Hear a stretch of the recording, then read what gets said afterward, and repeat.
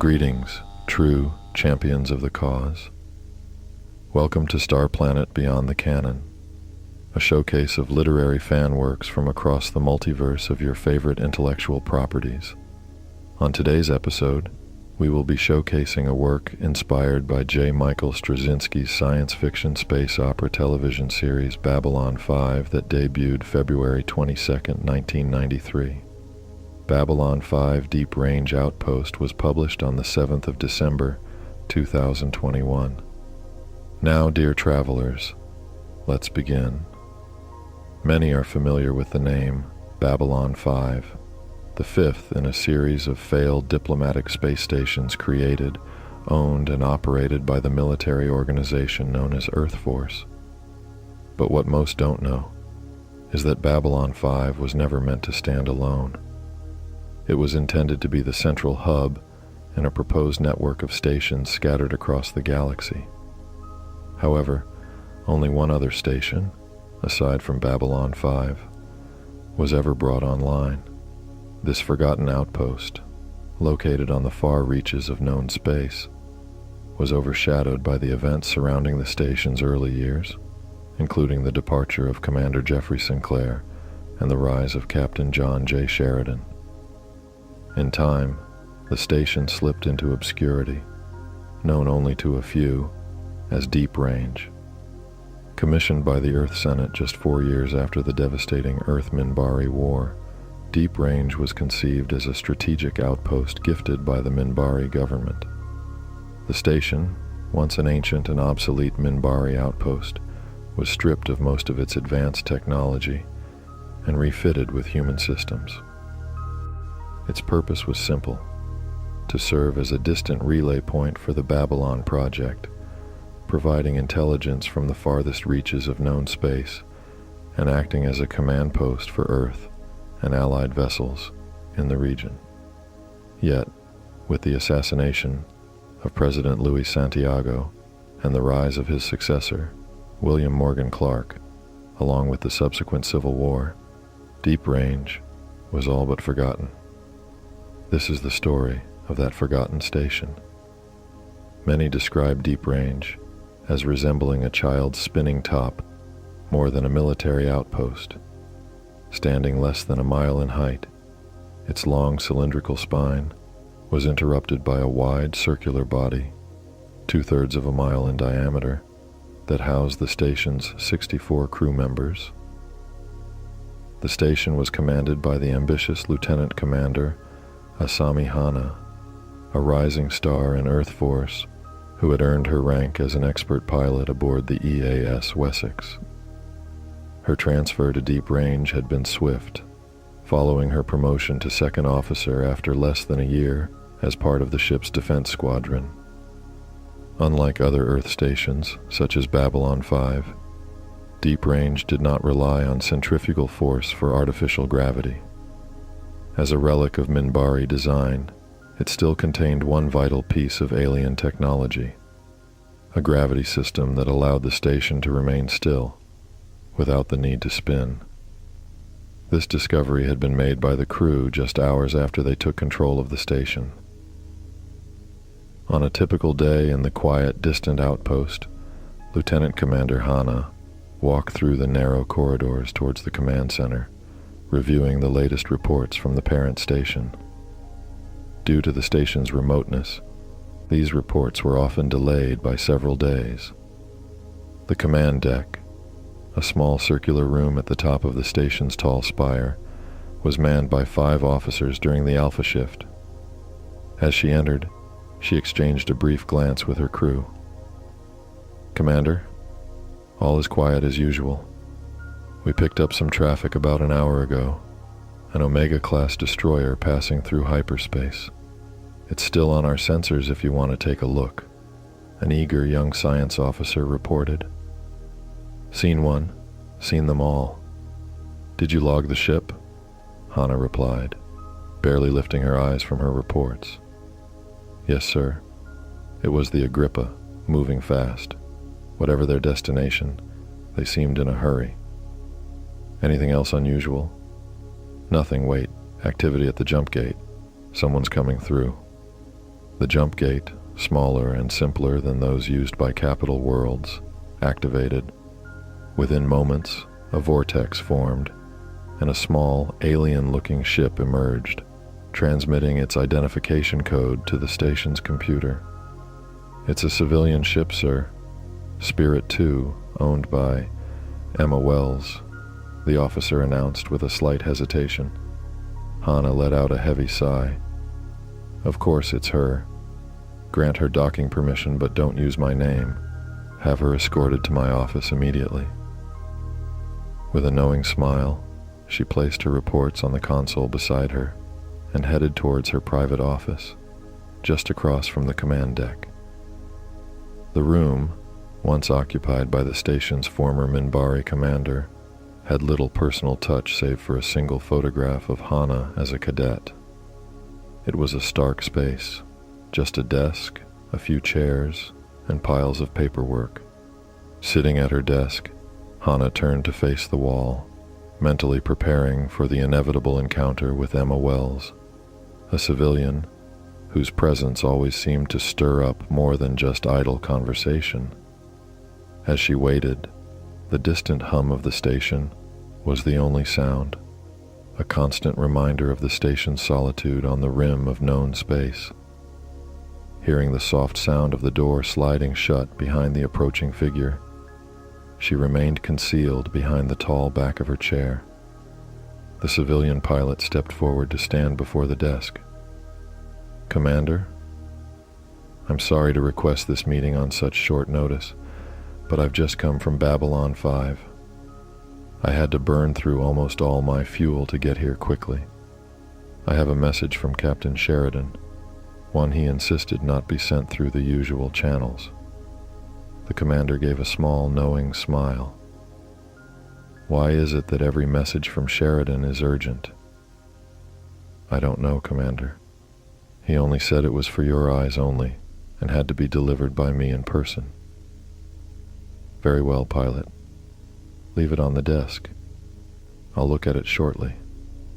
Wait for me in the command center. I might need to send a reply." "Commander, I'm out of fuel." "I'll have your ship refueled and ready to go when I'm done." Dismissed. Once the pilot left, the commander slowly swiveled around in her chair, her eyes falling on a small handwritten letter on the desk. After a deep sigh, she opened it. As her eyes scanned the message, shock, fear, and a storm of emotions flickered across her face. She read it twice, making sure the contents were real. 15 minutes passed before she managed to compose herself.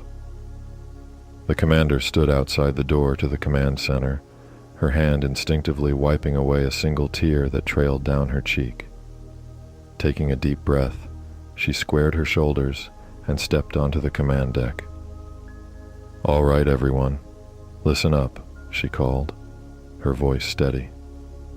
"I've just received a handwritten message from Captain Sheridan of Babylon 5.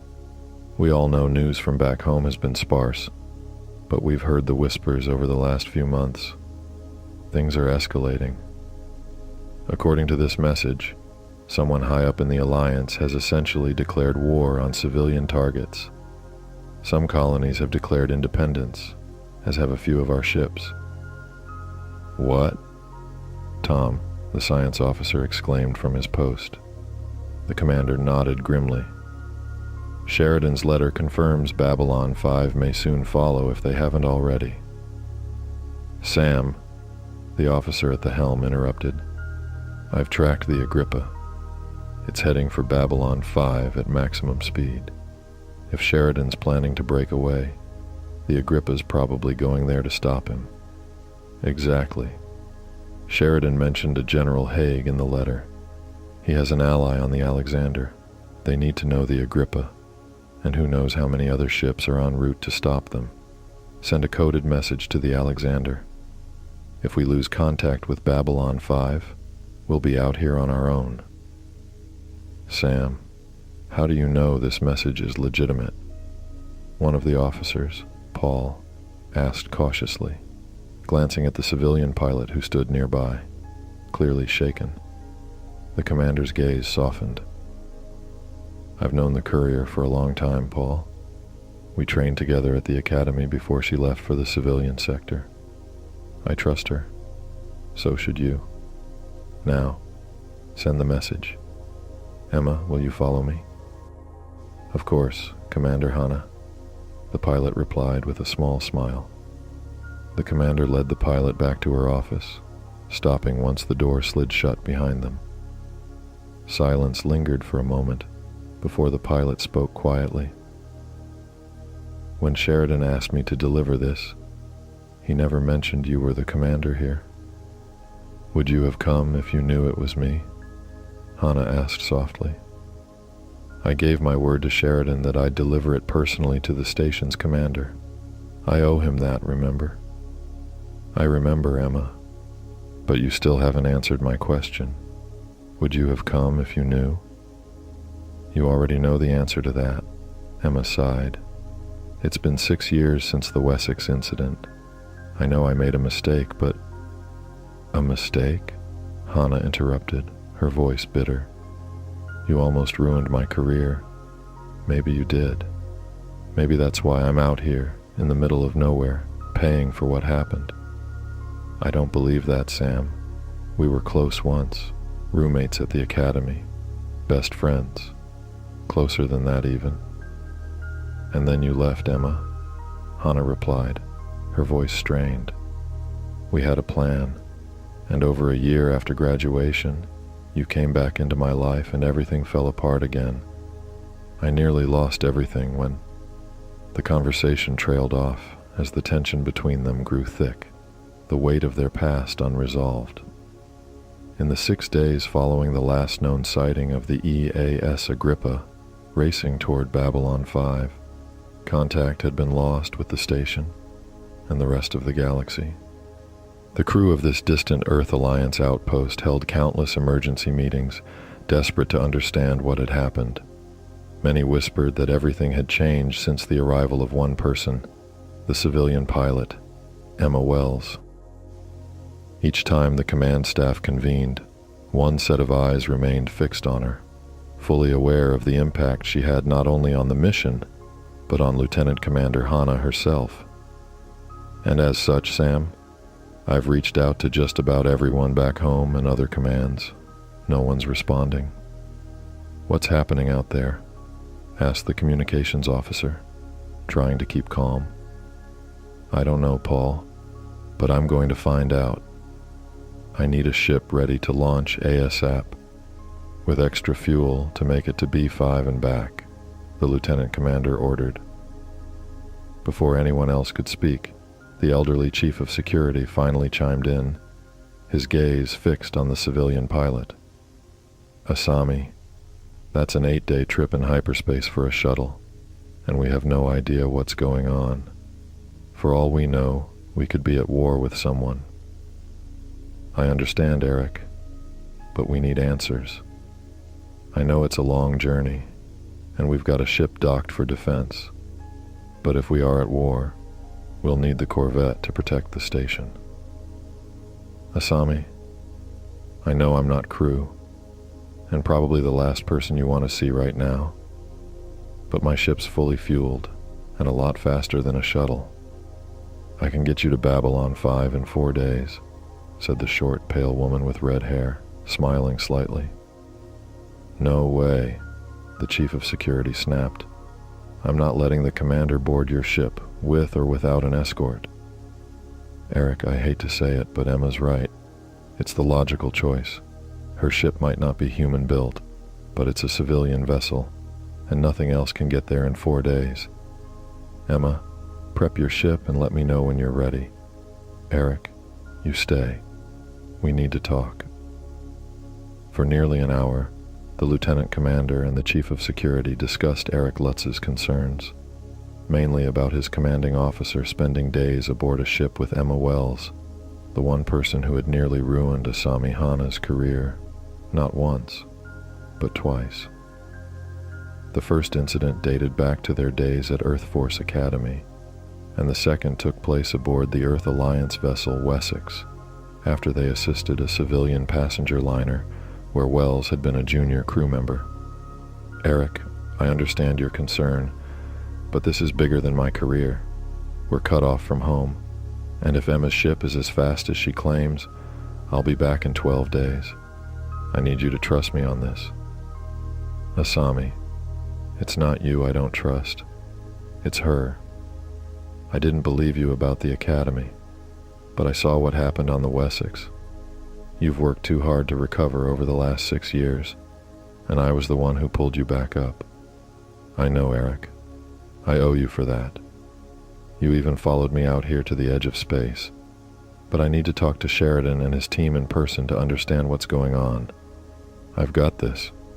Trust me. Later, as the small, green, arrowhead-shaped ship with slender wings launched into hyperspace, Chief Warrant Officer Lutz watched it disappear through the jump gate. The station's command crew was silently observing him as he sighed deeply and turned. "Chief, what did you mean when you called Miss Wells kryptonite?" asked Paul. "You should read more, Paul.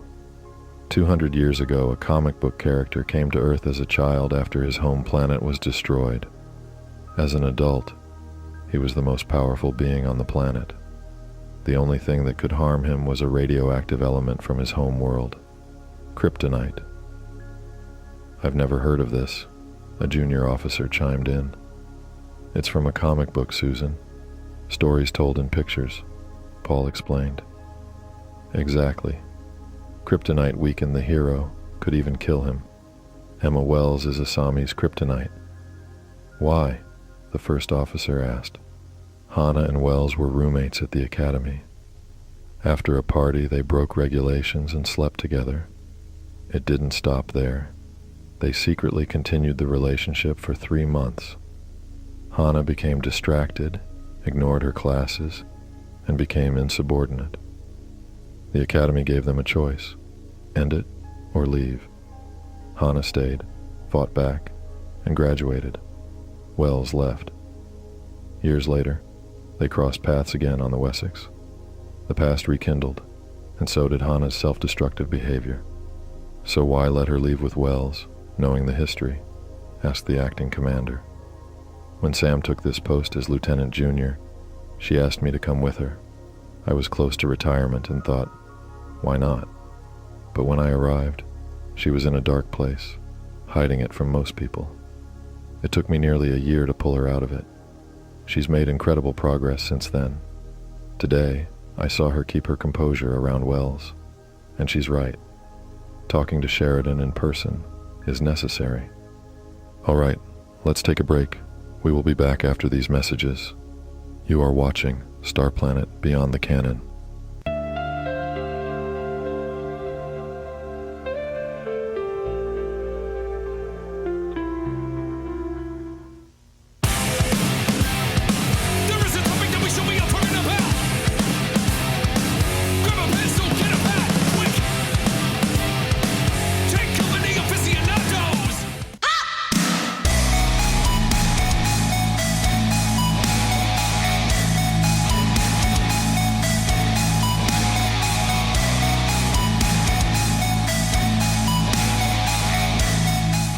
The universe is a grand place, full of uncertainty. But the one thing you can be sure on is the greatest pizzas can always be found at Pistol Star Pizza, with over 500 trillion outlets throughout the universe. One thing is for sure, you'll never go hungry at Pistol Star Pizza. Pistol Star Pizza. At Pistol Star Pizza.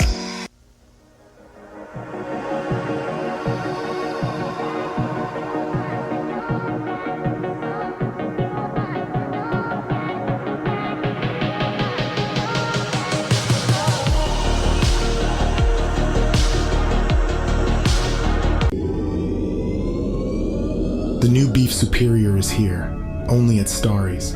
Wherever you are in the universe, there's always one place that feels like home. Starry's, eat in or eat out, but always eat the best.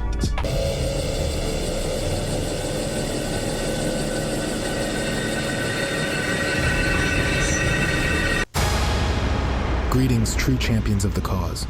We hope you're enjoying your stay here on Starplanet. Please allow me to take this opportunity to introduce you to Starplanet Music, a continuously expanding portfolio of musical works that spans an impressive array of genres. Starplanet Music, the future of the underground. Visit starplanetmusic.com today.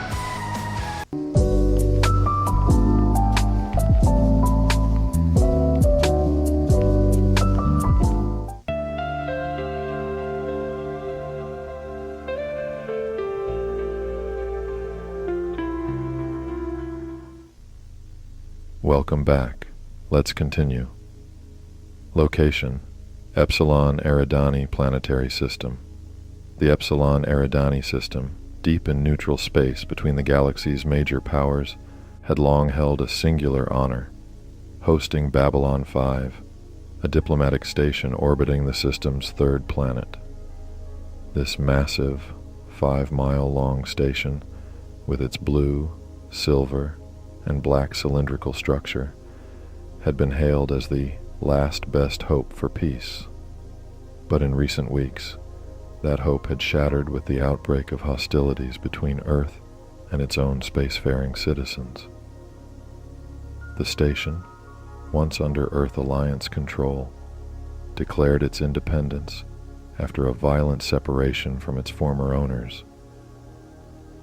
Earth Alliance forces loyal to President W.M. Clark were dispatched to retake the station, aiming to arrest its leadership. What followed was a brutal battle between loyalist and separatist Earth forces, resulting in the destruction of Starfury fighters and warships from both sides. Victory seemed all but lost for the separatists when a second Earth fleet arrived with orders to force a surrender. However, the tide turned with the sudden arrival of a Minbari fleet, led by the White Star, a prototype attack cruiser under the command of a Minbari ambassador. The Minbari ultimatum was clear. The Earth forces were to leave the system immediately. In the tense days following the battle for independence, the station settled into an uneasy calm. New uniforms symbolizing the station's new independent status were issued, and the crew adjusted to their newfound autonomy. The quiet was only broken when an unknown civilian vessel appeared, not through the station's jump gate, as most ships would, but by opening its own jump point behind the third planet. Alarm klaxons blared throughout the station's command and control center as sensors detected the jump point's formation. Fearing an Earth loyalist attack, Commander Susan Ivanova took charge of the station's defense, dispatching the powerful White Star to investigate. "Anything yet, Marcus?" Ivanova asked. "Nothing yet. Wait, there it is. Oh my God." Marcus, the English-accented ranger, whispered. "Susan, that's an old Minbari patrol ship." A holographic display materialized before Ivanova, showing the vessel in question. A small, deep green, arrowhead-shaped craft with slender wings and 2 rear protrusions. "Are you sure, Marcus?" "Absolutely. I trained on one when I first joined the Rangers. It's heavily modified, but definitely Minbari. We're being hailed." A voice crackled over the comms. "Attention, unknown vessel. I am Lieutenant Commander Asami Hana of Outpost Deep Range. You've been identified as departing from Babylon 5. I request to speak with Captain Sheridan immediately. Please respond." "Asami Hana?" Ivanova asked, eyebrows raised. "Do you know her?" Marcus inquired. "Yes, I've met her twice, once with Sinclair, and again when Sheridan took over. She commands an outpost on the rim. What's she doing back here?" Ivanova shook her head. "Open a channel, Marcus." The ranger nodded. "Channel's open, Commander." "Hana, this is Commander Ivanova of Babylon 5. "Commander, good to hear your voice again, sir. We've lost contact with everyone at Deep Range, even Earth. We need to know what's going on. Please, I need to speak with the captain." "That's an interesting ship you have, Lieutenant Commander. Looks almost Minbari," Ivanova remarked. "I could say the same about yours, Commander. I received a message from Captain Sheridan and thought it best to reply in person. It took me 5 days to get here. It would be a shame to leave without speaking to him." At that moment, a new voice entered the conversation. "Ivanova, Hana, this is Captain Sheridan. I'm en route to the White Star now. Let's meet there in 10 minutes if you're able." 10 minutes, Captain." "Thank you, sir." Hana, out. 10 minutes later. Behind the third planet in the Epsilon Eridani system, Asami Hana's small, arrowhead-shaped vessel floated silently alongside the White Star. Hana had taken a shuttle from her craft to meet Captain J.J. Sheridan aboard the larger Minbari cruiser. Here, in this secluded corner of space, she hoped to find the answers she so desperately sought about the sudden silence from Earth and the growing unrest in the galaxy. "Commander Hana, welcome aboard the White Star. I believe you're already acquainted with Commander Ivanova. We've met a few times. It's a pleasure to be here. I received your message, hand-delivered as requested. But I must ask, those aren't standard Earth Force uniforms. What's going on? For the past year, we've been tracking unusual activities on Earth and within the Alliance, all of which began with the death of President Santiago on Earth Force One," Captain Sheridan explained. "We've heard about that out on the rim, sir. Like you, I think it was far too convenient," Hana replied. "I'm glad to hear you agree, Commander," Ivanova said. "So, what exactly is happening here?" Hana asked politely as the captain gestured to a seat. 1 hour later, after a thorough briefing supported by video footage of the Babylon 5 Independence battle, both Hana and her courier sat in stunned silence. They had witnessed Earth Force on the brink of civil war, attacking civilian targets and colonies, resulting in hundreds, if not thousands, of casualties. Hana rose slowly from her seat, her face marked by a single tear as she turned to the captain. "As much as I hate to believe it, out on the rim, we get very little news from home. Beyond what's transmitted from here, of course. We saw the Agrippa heading this way a few weeks ago and tried everything we could to warn you. I can't speak for Emma, but I can speak for my people at deep range. What do you need us to do, Captain?" "I'm glad you're willing to help, Commander Hana. General Haug and his team took great care to keep your names and outpost off the official records. I'd like to maintain that secrecy for as long as possible. Major Ryan, now commanding the Alexander, agrees with me. He's currently searching for other ships aligned with Hauge before they're hunted down by Clark's forces. What we need from you, Commander, is for deep range to serve as a hidden base of operations, somewhere off the grid and out of Clark's reach. If Babylon 5 falls, we need a place to regroup and support other ships. You want deep range to become a secret base of operations, a place to coordinate and shelter other ships?" Hana asked. "There's one problem. Our weaponry is limited, and our ship is an old, pre-Minbari war corvette, older even than the Hyperion-class cruisers. If anything larger than our ship comes for us, we'll be outmatched almost immediately.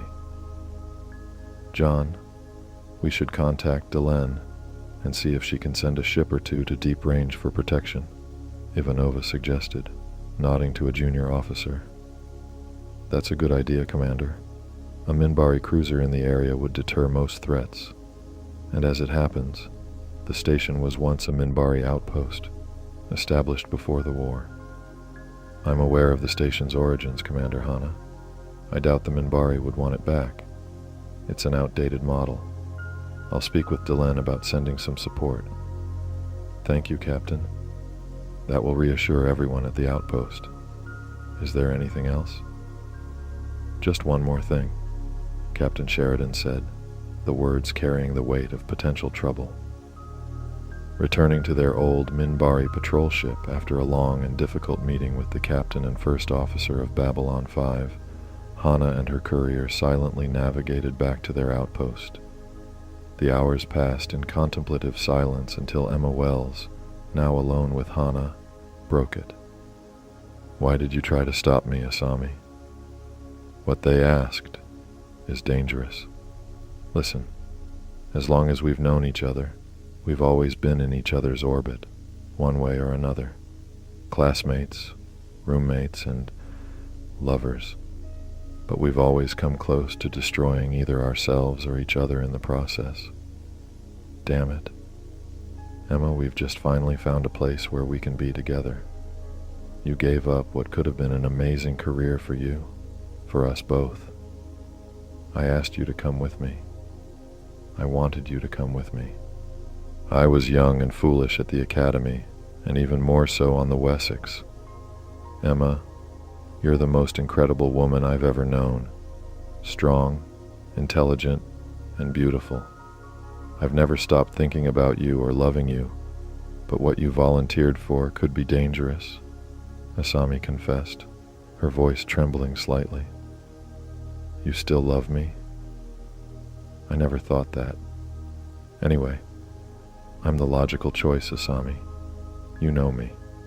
You'd never ask one of your crew to do what Sheridan and Ivanova have asked of us. But why does it have to be you, Emma?" Asami whispered. "I'm not doing this for Sheridan or his war. I'm doing it for you."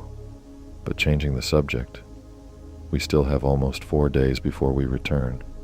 Meet me in my quarters in a minute or two. We have some catching up to do, unless you have other plans." Word of a military offensive led by Captain John Sheridan and his allies had reached Deep Range Outpost. It was a campaign against a mysterious and ancient species known only as the Shadows. In the weeks that followed, reports filtered in about the death of Sheridan on a distant world, his resurrection, and return to Babylon 5 with what many described as a darker personality. Stories of unstoppable forces sweeping across the galaxy, destroying everything in their path, were disturbing. Then came reports of the Vorlons, once believed to be reclusive, now marching across the galaxy and attacking worlds tainted by the shadows. The conflict reached its climax with the withdrawal of these ancient beings to the void of intergalactic space. Upon their return to Deep Range, Asami Hana had granted Emma Wells' request to base her vessel at the outpost. Despite Asami's reputation for self-destructive tendencies, her commitment to her duties was unwavering.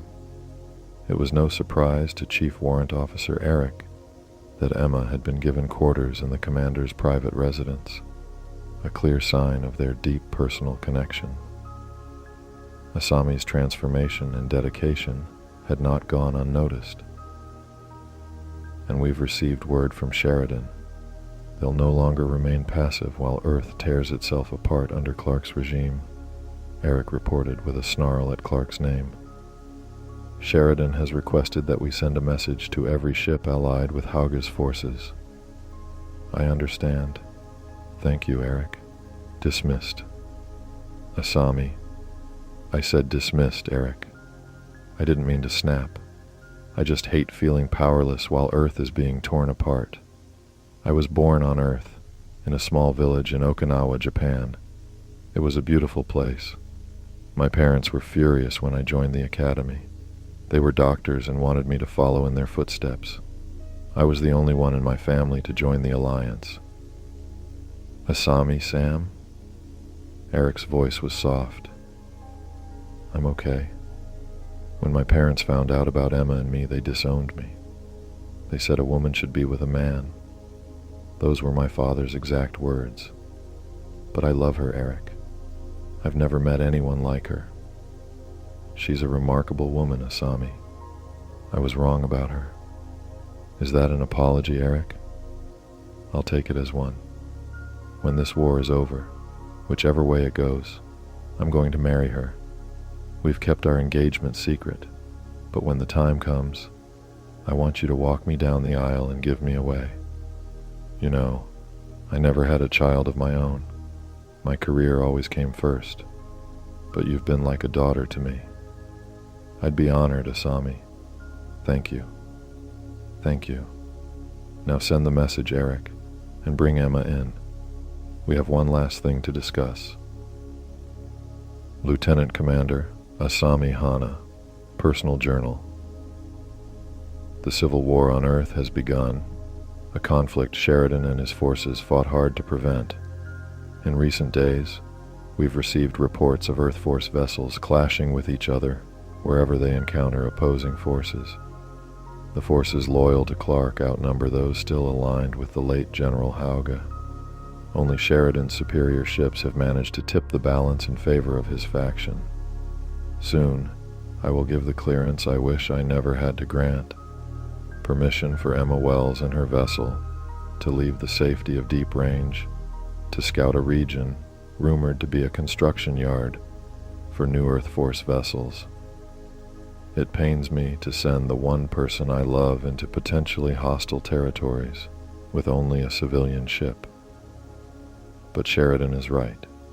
If he is to succeed in liberating Earth, he must know if the forces backing him are friendly. As much as it hurts to think of her in danger, this is a crucial step. As the Earth Alliance civil war reached its climax, the tension aboard Deep Range Outpost was palpable. Captain John Sheridan's forces were making steady progress in their campaign to liberate Earth from President Clark's grip, but the danger was far from over.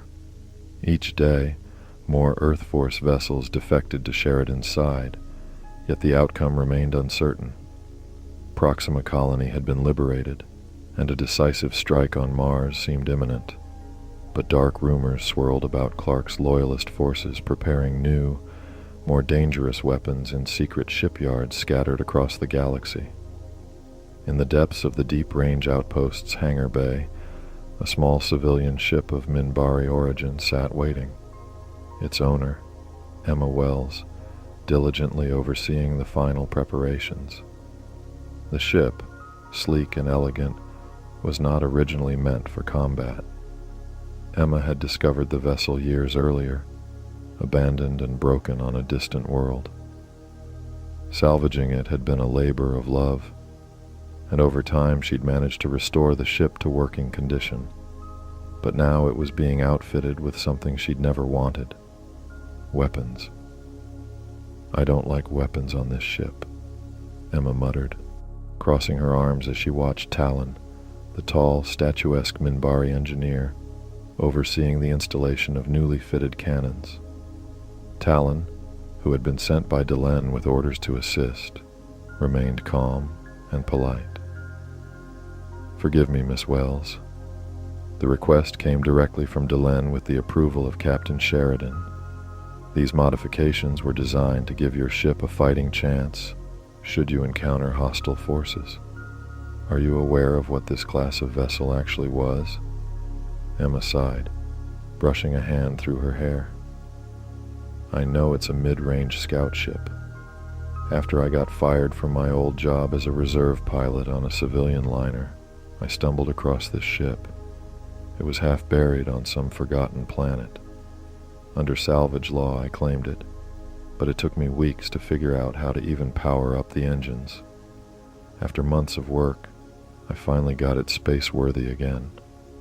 Talon nodded approvingly. An impressive feat for anyone, let alone a human working with Minbari technology. Typically, Minbari do not arm human vessels with our weapon designs, but given the circumstances, I have been ordered to make an exception. Emma huffed, casting a wary glance at the newly installed weapons. "I'm a civilian. Arming this ship violates about half a dozen interstellar laws, but I suppose, given the stakes, we don't have much of a choice." Before she could continue, the sound of the command deck doors sliding open drew Emma's attention. She turned, and her stern expression melted into a warm smile. Standing in the doorway was Asami Hana, dressed in civilian clothes and carrying a small duffel bag. "Sam," Emma exclaimed, her smile fading into concern. "What are you doing here? I'm about to launch as soon as I finish signing off on these upgrades." Asami stepped forward confidently. I know. That's why I'm coming with you. Emma blinked in disbelief. The hell you are. This is a dangerous mission. I can't let you risk your life like that. Asami tilted her head, her expression softening. It's my station, Emma, and it's my choice. Besides, it's a long trip to that shipyard, and you might need a little help. After all, do you know a better pilot than me? Emma opened her mouth to argue, but then paused. She couldn't deny Asami's skill. With a sigh, she relented. Fine. Put your bag in my quarters. I'm sure you remember the way. She turned to Talon, noticing the curious look in the Minbari's eyes. Yes, Talon. Asami and I are to be married, Emma said, her voice soft but firm. It's why she's here. Talon nodded, his expression calm and understanding. As I was informed, it is uncommon among Minbari, but I have observed that humans find companionship in many forms. I wish you both happiness. With that, Talon handed Emma the final paperwork to sign off on the upgrades, then returned to his own vessel. Moments later, the hangar bay doors rumbled open, and the small, sleek ship rose gracefully off the deck. As its landing gears retracted, the vessel turned toward the vast emptiness of space. The final preparations were complete, and now there was no turning back. For the first time in months, Emma's ship, now armed and ready for anything, slipped silently into the stars. Their mission was simple yet perilous: to scout out a rumored shipyard producing new Earth Force vessels loyal to Clark's regime. What lay ahead was unknown, but the stakes couldn't be higher. Asami, standing beside Emma in the cockpit, reached out and took her hand. For the first time in months, Emma's ship, now armed and ready for anything, slipped silently into the stars. Their mission was simple, yet perilous: to scout out a rumored shipyard producing new Earth Force vessels loyal to Clark's regime. What lay ahead was unknown, but the stakes couldn't be higher. Asami, standing beside Emma in the cockpit, reached out and took her hand. Whatever happens out there, Asami said quietly, we'll face it together. Emma nodded, her grip tightening around Asami's hand as the stars streaked past them, together. And with that we will take another break. This one is a long one, but strap in. When we return, this epic will conclude. We will be back after these messages. You are watching Starplanet Beyond the Canon.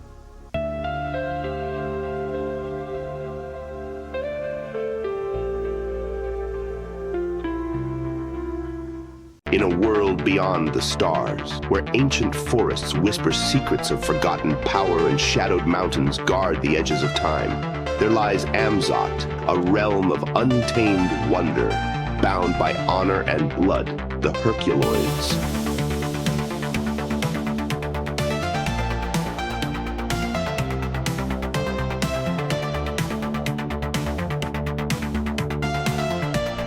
The Herculoids.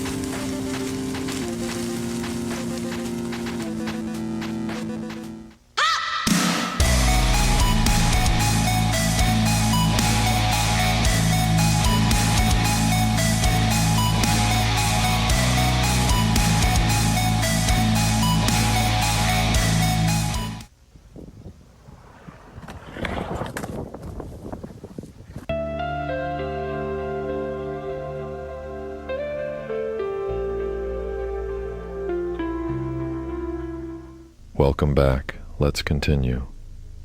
6.5 years earlier, Earth Alliance starship Wessex, en route to Earth. The swirling forces of hyperspace danced around the EAS Wessex, a constant reminder of the dangers lurking just beyond the ship's protective hull. Traveling the vast stretches of the galaxy had become routine for the crew, thanks to the network of jump gates and beacons guiding their path.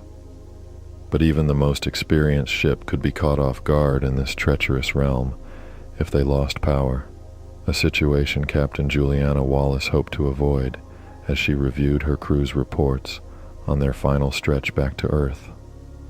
The patrol mission in deep space had been grueling, and with home just 18 hours away, the crew finally had a chance to relax. Captain Wallace herself, however, remained at her station on the command deck, going through the endless performance reviews that came with the job.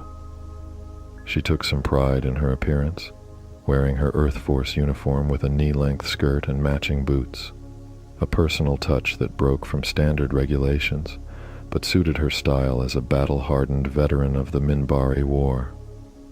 "Computer, display next file," she ordered, her voice even and professional.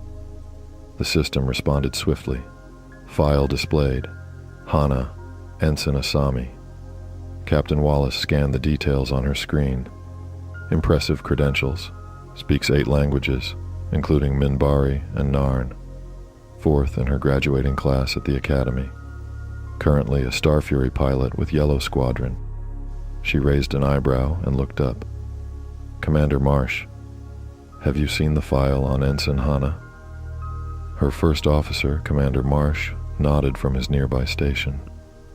"I have, Captain. Very impressive. Though there's a black mark from her final year at the Academy. I dug into it a bit. Borderline insubordination on more than one occasion. Almost got herself expelled for her behavior. But since she's been here, her record has been spotless." Captain Wallace leaned back in her chair, considering this new piece of information. If even Lieutenant Harrison is impressed by her, there must be something to her. That man doesn't warm up to rookies easily. Set up a meeting with her before we reach Earth. With those credentials, I doubt she'll be staying with us long, and if Sheridan keeps poaching all of our pilots, we might need to keep her off his radar. Marsh smiled slightly. "I'll handle it personally, Captain." But before the conversation could continue, a soft chime alerted them to an incoming transmission. Commander Marsh checked the readouts. "Captain, we're receiving a distress call. Civilian liner declaring an emergency. An explosion on their bridge. They've lost navigational locks on the local beacon and are drifting." Captain Wallace's demeanor instantly hardened, the relaxed air of the command deck vanishing in an instant. If they drift too far off the beacon, they'll be lost in hyperspace. Scramble Blue Squadron to assist. Commander Marsh grimaced. "Sir, Blue Squadron is down with that virus that's been going around. So is most of Yellow Squadron. Dr. Tanis has been looking into it, but our fighter wings are out of commission." Wallace's eyes narrowed. "Who the hell is left, Commander?" Marsh checked the roster quickly. "Only Ensigns Cole and Hana, Captain." Launching from the mid-range cruiser, the 2 small Starfury-class fighter craft fought against the currents, tides and eddies in the swirling deep red and black void of hyperspace, the mode of interstellar travel for all ships across the known galaxy. Although the rescue of a stranded ship in hyperspace had become known as one of the most dangerous assignments for any pilot, the number of ships recovered from hyperspace had been less than a handful, with countless lost. The loss of a large civilian liner vessel, with possibly hundreds if not thousands of passengers and crew on board, would be a disaster. Pushing deeper in the endless void, with a lock kept on the mid-range cruiser, the only 2 pilots to have launched with call signs Yellow 4 and Yellow 6 maintained communications with their mothership as it held itself at the limit of the hyperspace beacon as the 2 ships pushed even deeper into the endless void. Wessex, this is Yellow 4. I have a lock on the liner. However, she's drifting into a group of hyperspace eddies. She's facing away from my approach. Yellow 6, hold your position. I'll lock onto you and try to get closer.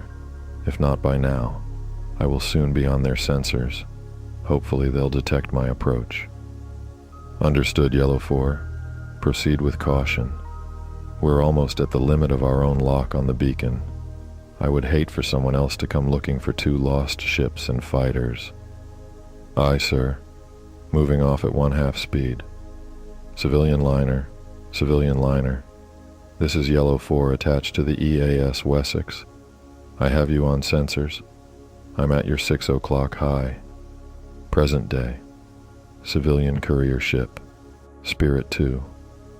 Considered as one of the faster civilian ships in the region, and now against regulations of interstellar law, the civilian ship had been armed with military-grade weaponry from a Minbari cruiser at the request of Captain John Sheridan.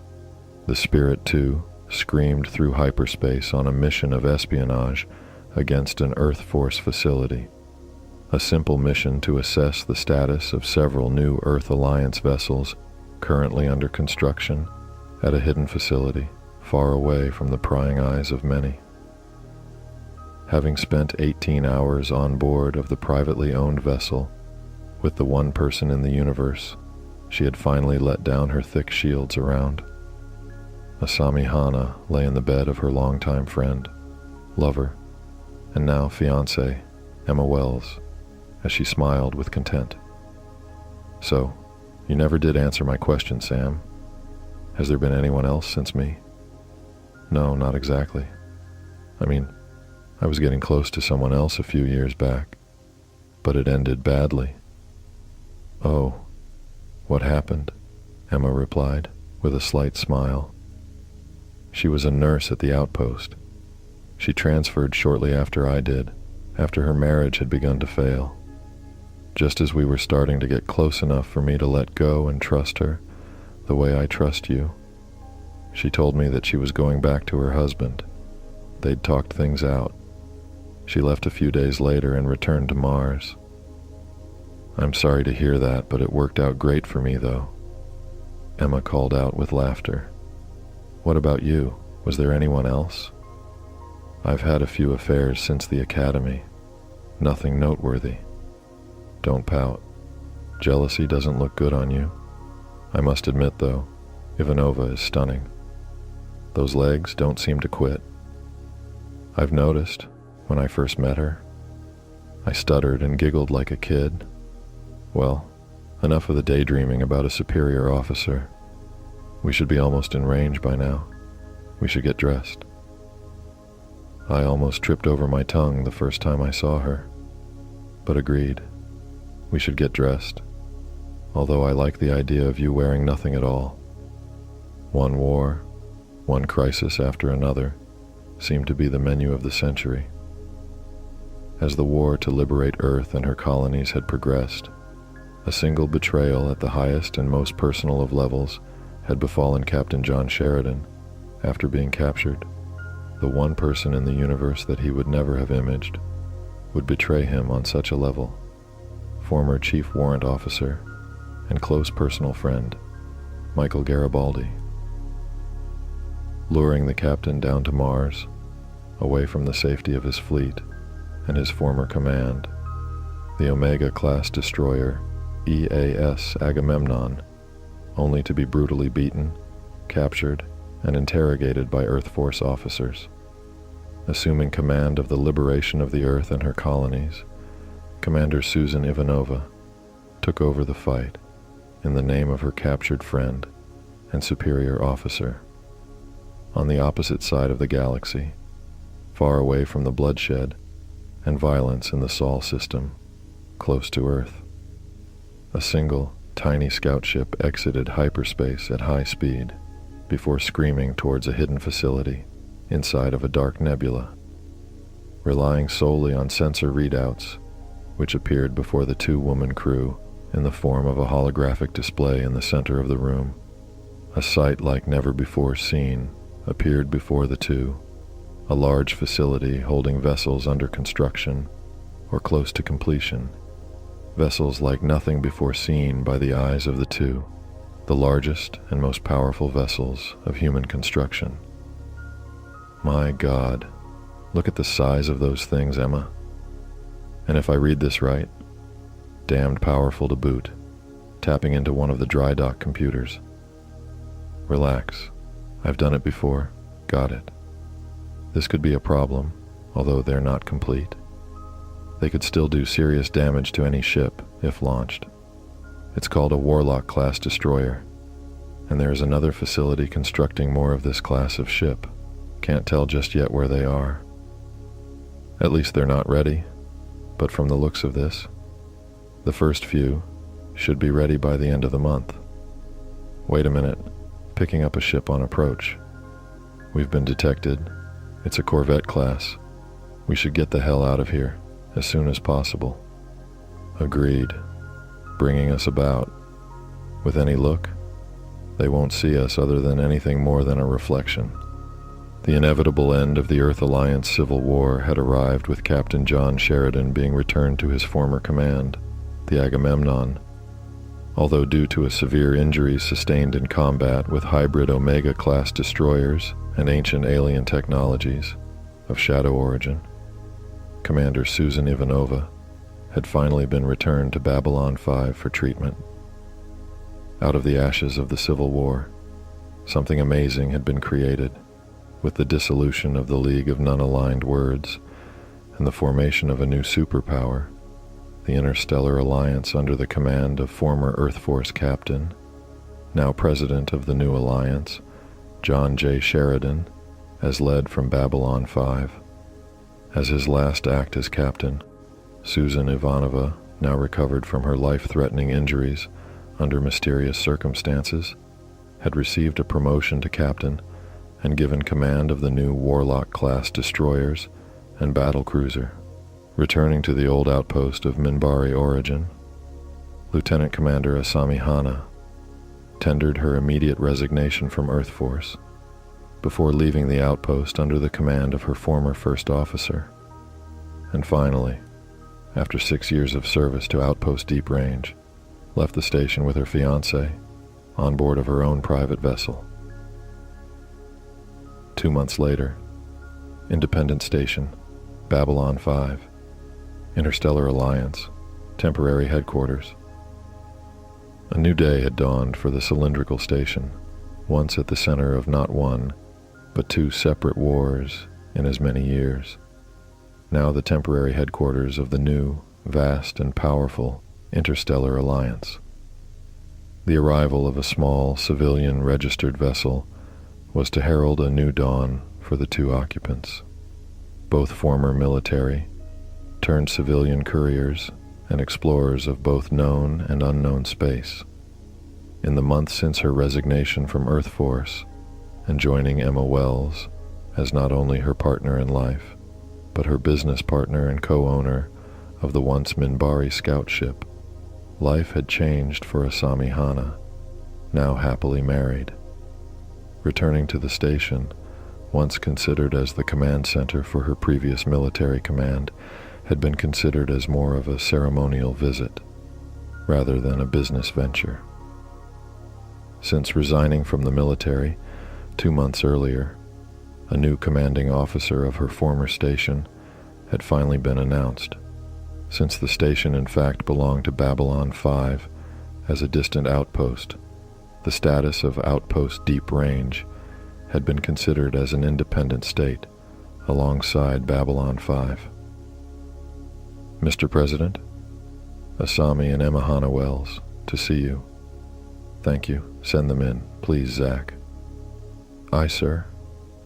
Closing a folder filled with forms for the approval of the President of the Alliance, John Sheridan stood with a slight smile upon his face as the two visitors stepped into his private office. Well, you look rested, and may I say, happier since you left Earth Force. It's been a crazy couple months, Mr. President. Leaving the old outpost after resigning, Once things settled down back home, Emma and I returned to Earth to get married, and we've just returned from our honeymoon. 1 month on an uninhabited planet, just the two of us. Sun, surf, sand, and no clothes. I hear that you also married? I am. 3rd time's the charm, am I right? Replied the president with a slight laugh. Please sit. Would you like some coffee? Thank you. That will be fine. So, your message said that you've selected a new CO for Deep Range? We have. I believe that you know him, Asami. Lieutenant Commander Paul Cole. Cole? From the Wessex? I remember him. One hell of a Star Fury pilot. If memory serves, he went back to Earth to teach at the Academy, a year after I was transferred. He did. When we offered him your former posting, he leapt at the chance to get back into space. Which brings me to why I've asked you both here, actually. We were wondering about that, sir. As you may know, Babylon 5 is to remain independent from Earth and serves as the interim HQ of the Alliance until a more permanent facility is built on Minbar. As such, the White Star Fleet serves as let's call it a police force, keeping member worlds in line and so on. The White Stars are some of the fastest and most powerful vessels in the region. Technology beyond almost anything known, they'll make an excellent police force, sir. Emma Hannah Wells replied, with a slight nod. There is another ship in the region, which is almost as fast as the average White Star, your own ship, and from what I've been told, considering her size, just as heavily armed. Yes, I hate the fact that she carries weapons, almost illegal weapons, which had been installed under your order as captain. Arming civilian ships with military-grade weaponry is illegal, Mr. President. If you've brought us here to remove them, I would be grateful. I thought you might, but I'd like them to stay on your ship. Minbari weaponry is far more advanced than what is on your ship. During the war, you helped us out, Emma, acting as a scout and courier, amongst other things. I'd like to formalize that working relationship with you both and your vessel as official couriers of the Interstellar Alliance, working directly for the office of the President. You can base yourselves wherever you want, go wherever you want. Officially, you'll be working for me, and on occasion we'll bring you in when needed. We'll ensure that your ship is in peak working condition at all times. You'll have diplomatic immunity as a part of this office and the protection of the Alliance and White Star Fleet if you agree. Diplomatic immunity and protection of your fleet? Assuming that we say yes, what would we have to do? We're still working on getting everything in order before we move to the permanent facility on Minbar. Once we're fully operational, we'll call you back to Minbar and sign all of the paperwork needed to make it official, which will hopefully be by the end of the year. An amazing offer, Mr. President. Can we talk it over and get back to you? Asami politely asked, with a slight smile. Of course. Take whatever time you need and feel free to enjoy this station. We've already set you up in quarters in the diplomatic section of the station, and an account set up for you both. Trying to sweeten the pot, sir? It's working either way. In the year which had followed, Asami and I had accepted the position of official diplomatic couriers for the office of the President of the Interstellar Alliance. We had the freedom to go wherever we pleased and do whatever we wanted, although on occasion we had been called to Minbar for assignment. On occasion, we had been challenged by raider ships, which preyed on civilian shipping across the galaxy. But with the Minbari created weaponry on the ship and the expert piloting skills of Asami while at the helm, we had always managed to come out on top. There was one of many stipulations to the arrangement we had made with the President, which at first I was not exactly happy about, but had grown to enjoy over time. New markings had been added to the outer hull of our ship, on the starboard side, upper and lower sides of the wings, the emblem of the office of the President of the Interstellar Alliance, and on the port side, the seal of the Interstellar Alliance, while on the bow of the ship, displayed for all to see, our official seal as couriers of the President. Within just 5 years of the creation of the Interstellar Alliance, Earth herself came under a deadly attack, which had been repelled by a gathering of Earth Force vessels from across the Alliance as led by President John Sheridan, on board of a prototype starship named Excalibur. Victory, however, turned into a bitter defeat as the enemy, allies of the powerful and ancient shadows, unleashed a biological plague into the atmosphere of Earth, a plague which would kill every air-breathing animal of the planet in 5 years. Something which I had regretted to my last day was that I was not on Earth at the time. I had taken a small job as a part of our contract with the Alliance, delivering a diplomatic package to Mars. It was only supposed to be a short trip which had turned into a 5 absence, away from Asami, who was on Earth at the time of the attack, visiting with members of her family in Japan. With Earth under quarantine, and no vessel permitted to enter or leave Earth space, or even to land on the planet, I was alone, away from the love of my life once again. We maintained constant contact, as much as was permissible, due to her status as infected with the Drac plague.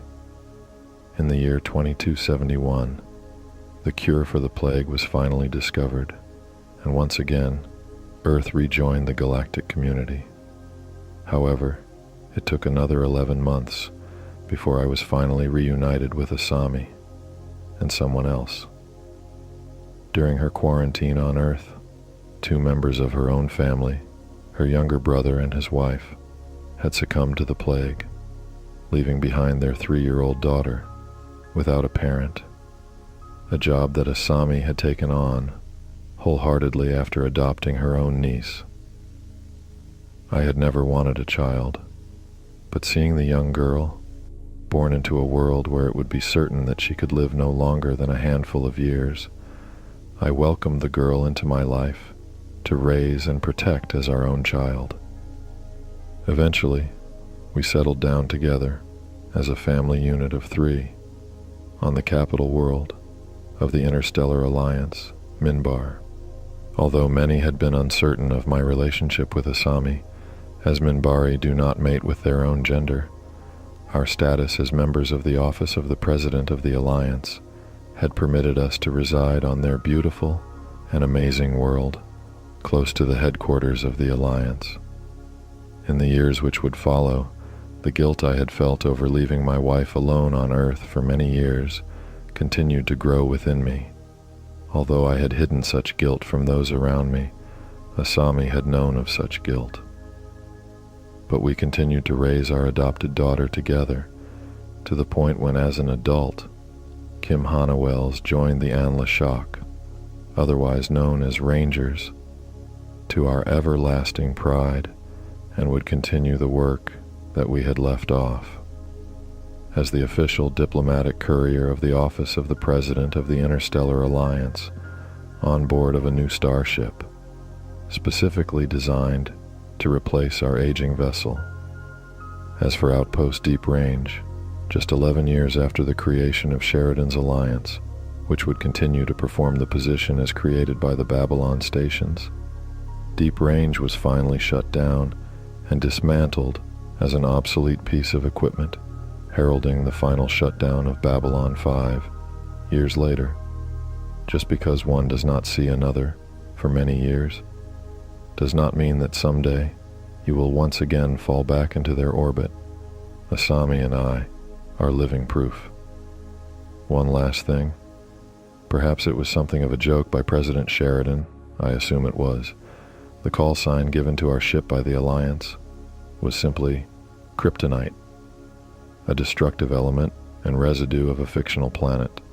known as Krypton, and the only thing known which had been able to injure and kill Superman, otherwise known as Clark Kent, or Kal-El, to use his native Kryptonian name. Mainly, it was a joke at ourselves, as we had both been called each other's kryptonite on numerous occasions. And with that, true champions of the cause, our story has finally come to an end. Wow, this was a long one. I thank you for spending this time with us, and I look forward to seeing you again. Please let your thoughts be known in the comments. I truly look forward to reading them. So, until next time, please like, comment, and subscribe. Go visit enterstarplanet.com for more. And until our paths meet again, I have been your host, Arius Valo. See you in the shadows, my love.